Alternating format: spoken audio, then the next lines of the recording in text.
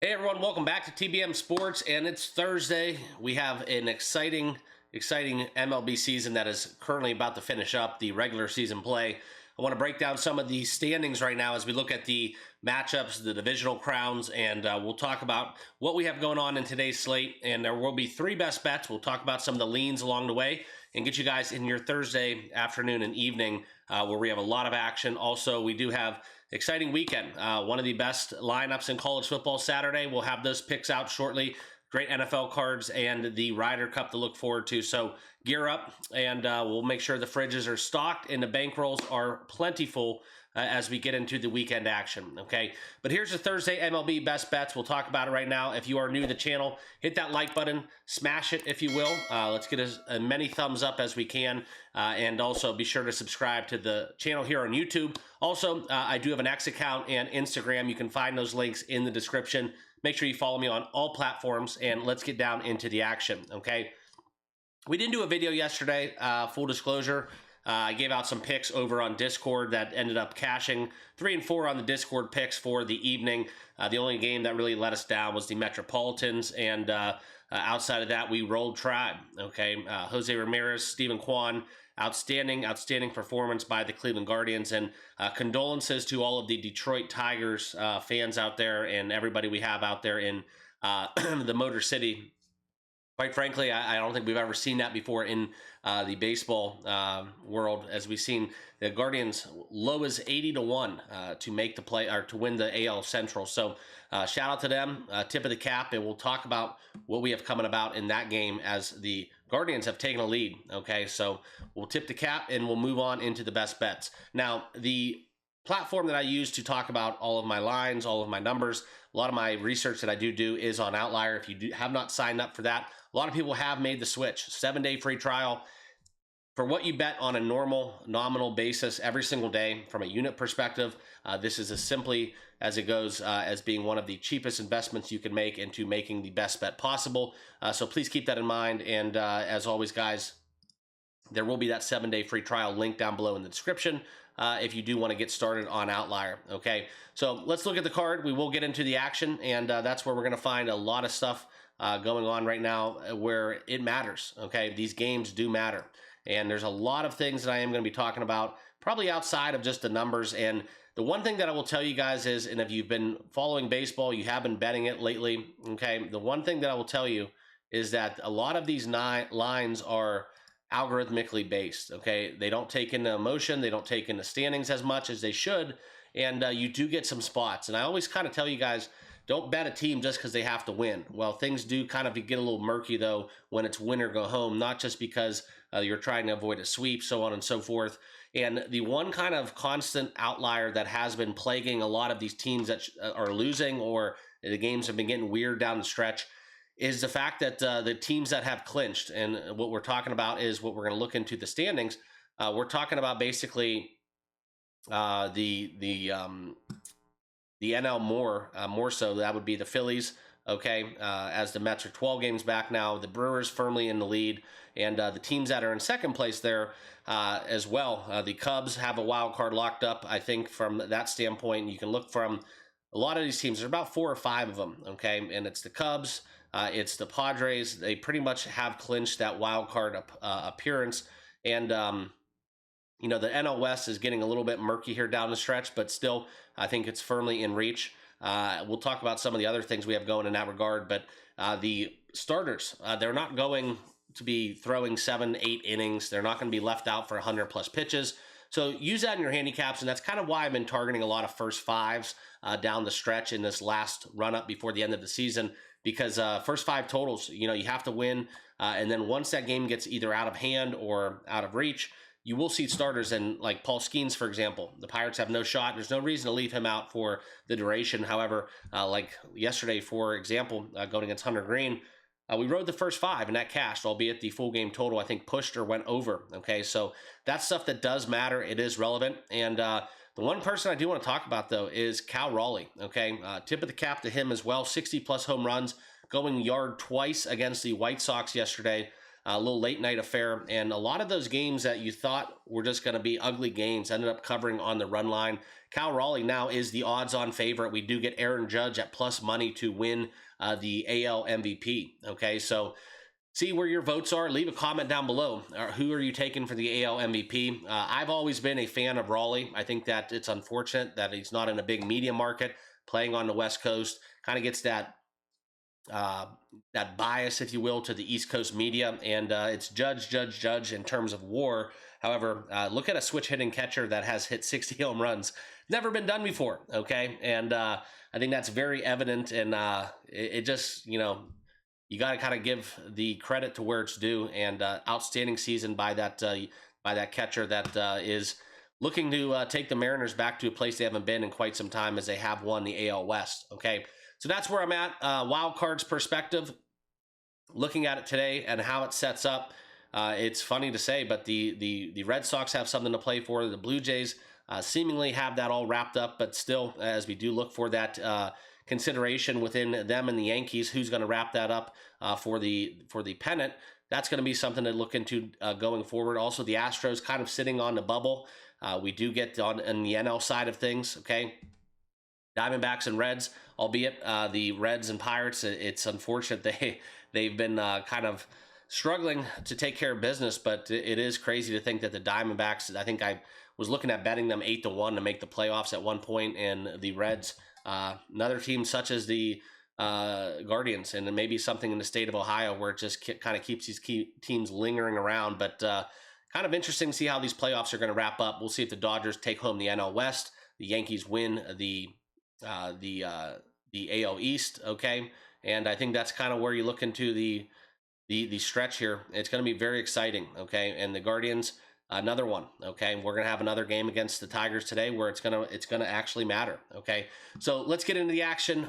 Sorry for that little rant to kick us off, but it's baseball. We got a lot to talk about. Love talking it, and let's get into the action, okay?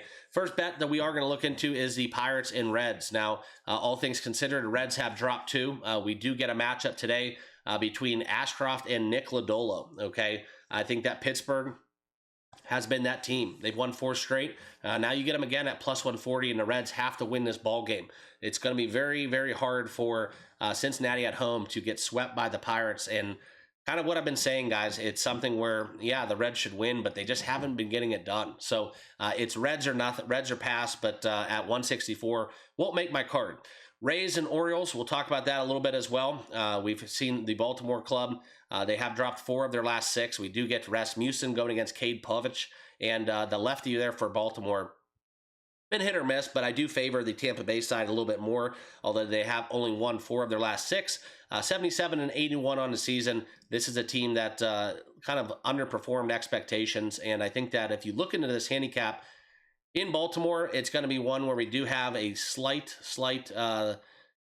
breeze out the left center that is going to play a role. We'll see if this game actually gets played. A lot of rain in the forecast today for the East Coast and beyond.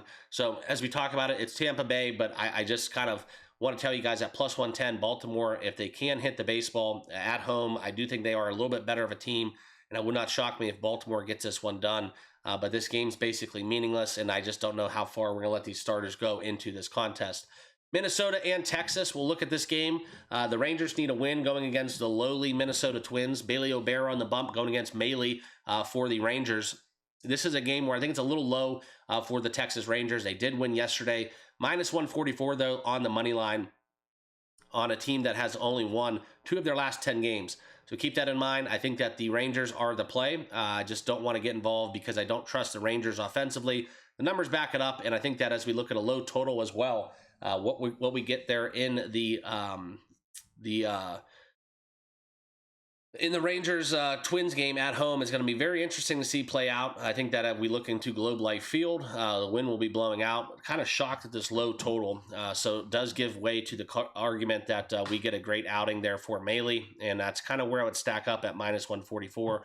Just don't really, quite frankly, love the Rangers hitting the ball as much as they need a win, and I want to back the Texas Rangers. I just can't get there, okay? Astros and Athletics, we'll talk about that. We have a 6-0 win for the A's last night. going against the Astros, who they can't hit the baseball. They need to win the game. And Severino was able to take down Hunter Brown, which his record fell to 12-9 on the season. And now today we get Framber Valdez going against JT Ginn. And it's going to be one of those games where, quite frankly, I think the total set at 9.5 is warranted. We are playing in that AAA ballpark out there in Sacramento. I just don't trust the A's to hit the baseball. And you can get basically as close to a coin flip game as possible here. Plus 100 for the A's if you do want to back them at home. Valdez is one of those bright spots, as the Astros have lost 5 straight, and the A's, albeit they are out of playoff consideration, I wish they did not have their little skid they had midseason after the All-Star break, because if they didn't do that, this is a team that's 75-83 that could be making some noise in the NL wildcard. So this will be a pass as well. Just no edge in betting this game other than outside of taking the A's maybe on their team total going over. But this is a game that Houston needs a win, backing their ace, in my opinion. Hunter Brown is, for all things considered, better from a record and statistical standpoint, but when push comes to shove and I need one pitcher from that Astros rotation to get the job done, I'm backing the lefty there in Framber to get it done for us. So I do like the Stros, although I think I would bet the Astros team total over if I was going to get involved. Dodgers and the Diamondbacks, we'll talk about this game. We do get Yamamoto going against Beeks for the Snakes, and I think that as much as the Diamondbacks have been coming on hot, they have won 7 of their last 10. Still 80-78 on the outside looking in. This is a very interesting game there. 3:40 first pitch.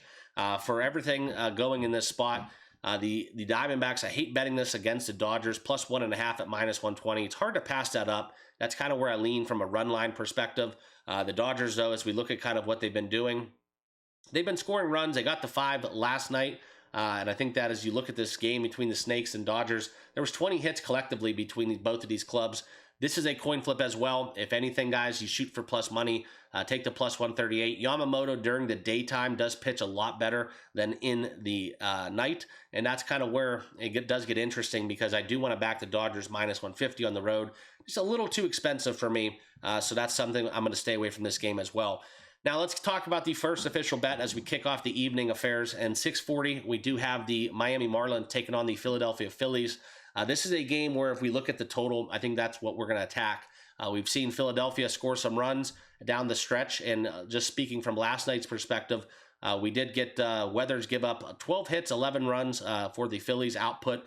Jesus Luzardo was impressive, only 5 hits, one run that the Marlins did put up. But now we get a little bit of a different story, because we do get Jackson Junk and Walker Buehler going, where I think personally we do have both teams are going to be able to get the job done offensively. So I look for the Marlins to score a little bit more. They have hit the over 9 in 7 of their last 10 games, and respectively for the Phillies, 8 of their last 10, they went over the 9-run threshold.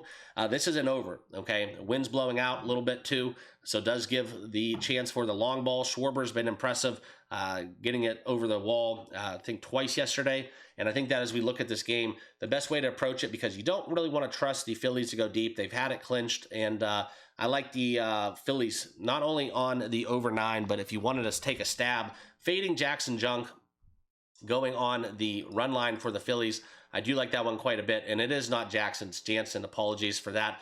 But we will talk about this, and that will be my first official best bet. I'm taking the over 9 at -120. That is the first bet on today's card. Next one, here we go. Let's talk about it. The AL Central taking shape as the Guardians continue their onslaught, as they've been basically the inverse of what Detroit has been doing from a streak perspective. Cleveland stays hot. If any world, I'm shocked. I mean, we go back to that Minnesota Twins series, right? The worst team in baseball, arguably, and we had the Cleveland Guardians were plus money in all 4 of those contests going against the Minnesota Twins. Somebody has to explain to me what's going on. There's magic in the air, and today we do get that in Progressive Field. The wind will be blowing in a little bit, so I do think that it does set up for the Guardians. They do hit a lot of streaky home runs, but I think the one thing about them is they don't have those players that get it done from a power perspective.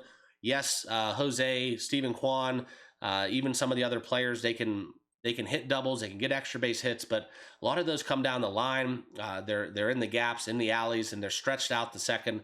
You don't really get those ground rule doubles and standing up hits for extra bases that We see a lot from a lot of power clubs. They're a scrappy bunch, and if you guys can name 4 hitters on the Cleveland Guardians roster, we'll do a little giveaway for that, but I don't think you guys can. I think that outside of Steven Kwan and Jose Ramirez, it's just a bunch of minor leaguers that are playing good at the right time, okay? And I think that's kind of where we look into this handicap, and just a crazy season they've had after the Class A and the sports gambling incident within all of that unfolding. This has been just one of the more remarkable seasons down the stretch that I do want to talk about. And quite frankly, this is one that does set up for the Guardians. And I think that if you look into what they've done in, I think it was September and maybe even August, they have the lowest team ERA in the MLB. Okay. And I think that a lot of these pitchers you guys won't know. And today is just one of those ones we do get it as well. Messick, a lefty, young lefty there for the Guards. And I think that his record has been impressive. 3-0, 2+ ERA, right there at that 2 level. And as we talk about kind of what he's been doing outside of that, some deeper pitcher analytics, he's been impressive. And as we look at his last starts, and this is kind of what we're going to approach here in this game, and how I'm going to target it, because I won't lay -164 on Cleveland, even though that Detroit has not named a pitcher yet. But this is kind of where we're going to look into the prop market once again. I think that Jose, if you watch all 4 of his at-bats yesterday, every one of those balls was hit hard, and they were centered up. There wasn't really any, he's seeing the baseball outstanding. I know he only had one. He only had 1 hit, I believe, or he had 2 hits yesterday. I'm sorry, he did get I think it was a double that did kind of seal the deal late in his last at bat. But every one of those at bats was a good quality at bat. He's just seeing the baseball well, and I don't think there's anything that Detroit can throw at him that will kind of leave him going under. Okay, you got to ride the waves, and I think that Steven Kwan and Jose is about as good as gold as when it comes to it. Kwan, he gets that leadoff spot, so he will probably have 5 at bats in this game. And Cleveland, there's really no reason to bet against the streak. I know that if I give them out to win this game and they lose, it's going to be something where it's going to be unfortunate. But we've been riding that Cleveland money line for a long time, and it's been very profitable over the last stretch. And I think that does continue today. So I do like Cleveland to win the game. I'm not going to bet at -164. I want some better value, and that's where we're going to look into the Messick props here as we do look at his last outing. He's been going 5.1, 6, and 6 innings pitched, respectively, over his last 3 starts. And he's been getting it up there. I know that he's only thrown, just basically 7 outings on the year. And as we look at his strikeouts, guys, 6, 6, 2, 4, 4, and he had 9 last time out. The Guardians have been striking out the Tigers pretty handedly, and that goes in the last 2 games. And I want to talk about kind of what we're looking at here, and that's why we're going to pull up his props, as we do want to look into the earned runs potentially. If you can find the under 2.5, which isn't available, that would be something that is heavy juice that I would look into. However, the strikeouts are what kind of attracts me to this number. You can take this. It was -137 when I bet it on DraftKings, over 4.5 strikeouts. That is the official bet that I will give out on the channel. But if you want to take the over 5.5 Ks at +154, so a little mini ladder probably is the best way to approach this, as you get some very, very significant odds. And if he does get 9 strikeouts like he did last time out, I mean, look at the numbers. I mean, we talk about Gavin Williams, different pitcher, but he was able to get 10+ Ks. If Parker Messick gets into the 9 strikeout category, look at this ladder that we might have lingering here. Okay, we go from a -140, +154, up to as high as +1540. So little pizza money bet, but Parker Messick, if you do think he can strike out 9 batters in today's contest, the over 8.5 Ks at +1540 is my long shot play of the day. So I'm not going to ladder it. I might just take a little free bet or one of my boosts and just kind of add it to that over 8.5 Ks at +1540. Haven't made my mind up yet, but it won't be a large wager, very fractional unit. But the best bet for the channel, we're going to go over 4.5 Ks at -137 is what I bet. You can still find it -140. Take it to essentially win a unit. So I'm going to lay 140 to profit 1 unit. That will be my second official best bet. Okay.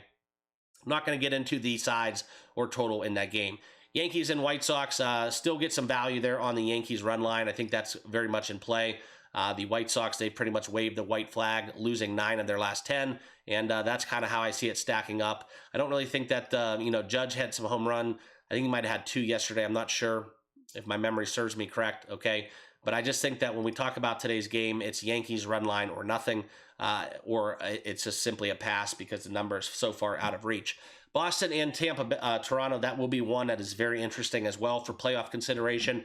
Brian Bayo going against Varland. I like the Blue Jays here, -130 at home after 2 consecutive losses. Bayo has to win this game, but I do think that the Blue Jays come out firing, and I like the Blue Jays to bounce back here, -130. Outside of that, no official play, all right? Mets and Cubs, this will be my last official best bet, and we're going to be taking the first 5 going under the total of 4. Okay, we get that at +100, so even money. 4 will be resulting in a push, but I don't think that when we get McLean and Imananga going against each other, wind will be blowing in at Wrigley. I don't see a lot of runs in this game that what we've been seeing. I know you guys look at the last few games, seeing both of those totals go over 10, and they've been set at 7.5, I think, as an opening closing line for the last 2 games respectively. But it's very hard to imagine a world where McLean just throws a dud. 4-1 on the year, 1.27 ERA. Mets, Cubs, we're going to go under first 5 there at Wrigley at a 4-run under first 5 at +100. Royals and Angels, I'd have to bet the Royals here -105. That's kind of where my numbers are leaning towards. Ferris, he's going to get beat up. Lorenzen, we do see him kind of have his bright spots and have his bad spots, but -105 for a Royals team that's playing better ball. Royals team total, I also like that one quite a bit. I think that the Royals get on the board here. 9:38 first pitch out on the West Coast. Rockies and Mariners, another game where it's very hard to imagine where the Seattle Mariners don't continue their onslaught. It might be a staff day for them, but Blaylock is a pitcher that is very easy to get to, and they are playing in Seattle. Always the low expectation of runs, so I do think that hurts the Rockies more than the Mariners.